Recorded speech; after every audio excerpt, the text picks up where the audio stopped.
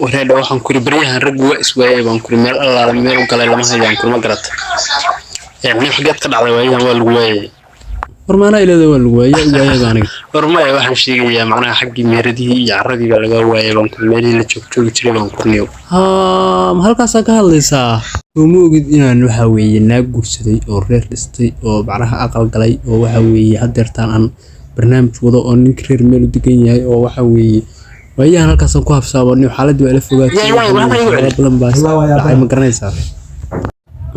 waxaan ku waan ogahay adigu dadka waxa weeye aadka uga baahaysan adduun xalka ba fitan waa reer ku dhisan anigu reeraha ma garanayo baan ku niyo waqtidii ii reedi hadeertaan waliba galabta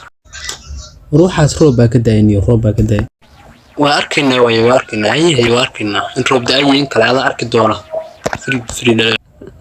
weligii mid ka ardaalsan kan ma arag lacaqan horaab nuudinay ku joogay wax loo waay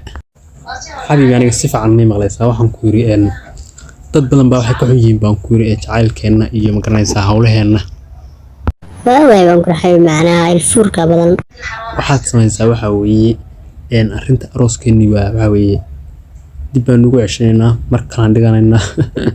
سموجد تدي واقع حاسد وينا أجلس ورتاجنا وعنك وعنك واحد فرمحوا يعني لقى روس يعني إنك صوص عضان كور معنا ما قرأت وحات سمين الساعة إنك أنك روس لأن مو حاجة إذا دونك كونه الأروس كان مرتاح كده عملي دوك لما نداق لما نداق إنك سوى دوك مركا هنوي ما هذا السوق أحمد محد عيلي يسلسل أنا مياد لا هذا يسمع مياد اللي يروح ينقل حيل الوطن ما هو مير كان غلط أنا يجريسه من محد عيل فريد ورسف عني اللي يسمونه وهم بعطيه هي يوض هي قمر ما يبغى صح من اللي كان قاعد كردي أدون لين بالرسوة حصيك وصاروا عجبا لقمي هاي بنكون قاروسي أدقي هتفيرتان بنكادوني يا بنكون وعقل علم